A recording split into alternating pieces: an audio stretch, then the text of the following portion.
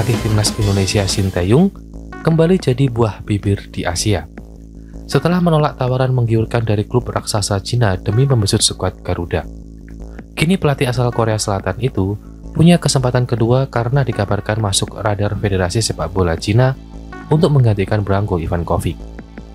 Shin Tae-yong sebelumnya membuat keputusan mengejutkan.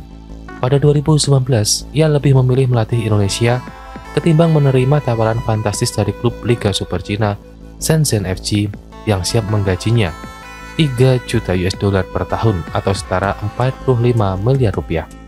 Saat itu PSSI hanya mampu menyodorkan kontrak senilai 1 juta US dollar, sekitar 15 miliar rupiah per tahun. Namun, uang besar tak menggoyahkan komitmen Shin. Ia lebih tertarik dengan proyek jangka panjang yang ditawarkan PSSI, kontrak 4 tahun, ketimbang kontrak 1 musim dari klub Cina tersebut. Keputusannya kini berbuah manis. Di bawah kendali Shin Tae-yong pada 2019 sampai 2025, timnas Indonesia mengalami transformasi besar-besaran. Dari tim pesakitan Asia Tenggara, Garuda mampu berbicara di level Asia. Sedangkan Cina tragis. Mereka dipastikan gagal melaju ke Piala Dunia 2026. Kegagalan itu pula yang membuat Cina memecat Branko Ivankovic. Hasil buruk tersebut memaksa JFI bergerak cepat mencari pelatih baru, dan nama Shin Tae-yong masuk sebagai salah satu kandidat utama. Mengutip laporan Football Asia, jika negosiasi berjalan lancar, Shin bisa langsung debut bulan depan dalam ajang IAFF E1 Football Championship yang diikuti tim-tim kuat Asia Timur seperti Korea Selatan, Jepang, dan Hong Kong. Turnamen ini memang tidak diperkuat pemain-pemain top yang berlaga di Eropa, namun tetap menjadi ajang bergengsi antar negara Asia Timur. Jika memenangi Cina, Shin akan langsung menghadapi mantan negaranya Korea Selatan, sebuah laga yang syarat akan emosional. Tentu, selain Shin, juga Cina juga mempertimbangkan nama-nama seperti Zheng Ji dan juga ada nama lainnya. Tentu itu masuk dalam radar pencarian pelatih baru di Cina. Disebut-sebut sebagai kandidat kuat karena faktor kedekatan dengan federasi dan kultur sepak bola lokal, namun pengalaman Shin yang sukses membangkitkan timnas Indonesia menjadi daya tarik tersendiri bagi publik dan media Cina. Di sisi lain, PSSI dan para pendukung Garuda tentu patut waspada. Jika Shin akhirnya menerima pinangan Cina, proyek besar timnas Indonesia bisa kehilangan arsitek utamanya. Apalagi Indonesia masih akan berjuang di babak ketiga kualifikasi Piala Dunia dan Piala Asia U23. Shin Tae-yong kini berada di persimpangan. Tentunya, hal itulah yang tentu akan kita tunggu informasi sebagaimana update dari perkembangan siapa selanjutnya yang akan Shin labuhkan.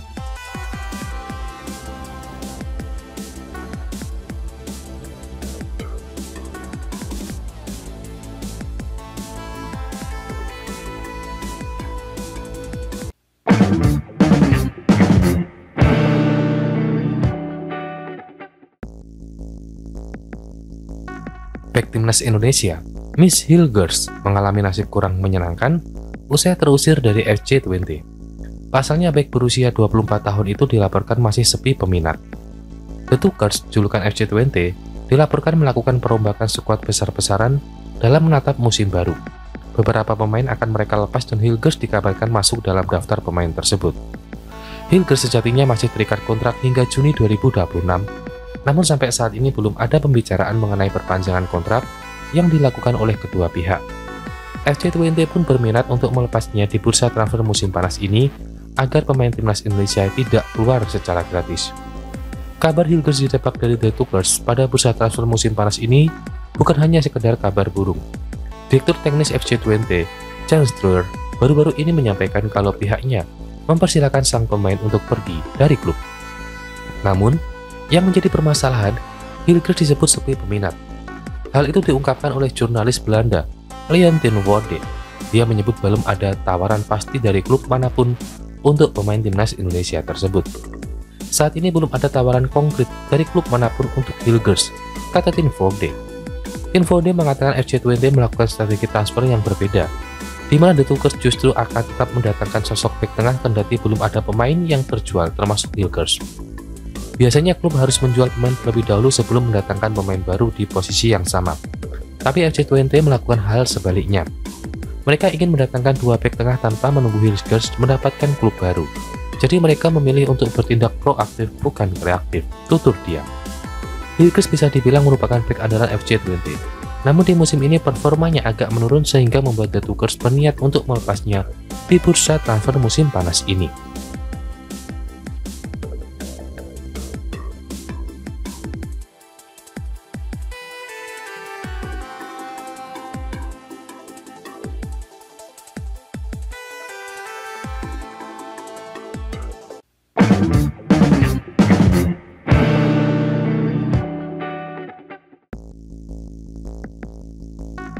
Ketua Umum PSSI, Erick Thohir, mengkonfirmasi bahwa pihaknya mendapat penghargaan dari Federasi Sepak Bola Dunia.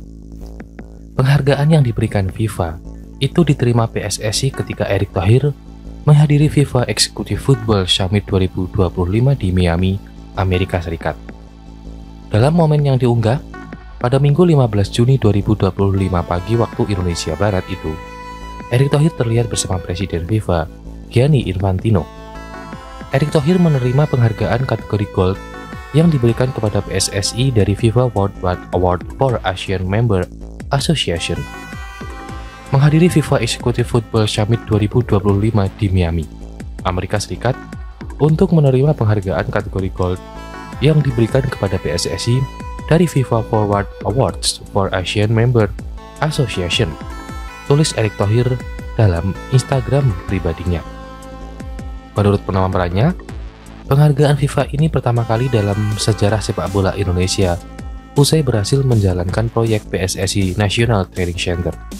Penghargaan FIFA ini pertama kali dalam sejarah sepak bola kita yang diberikan karena keberhasilan dalam menjalankan proyek PSSI National Training Center, kata Erick Thohir. Prestasi ini menjadi sebuah kebanggaan dan menambah semangat kami untuk bisa terus membangun sepak bola Indonesia bersama-sama demi masa depan yang lebih baik, imbuhnya.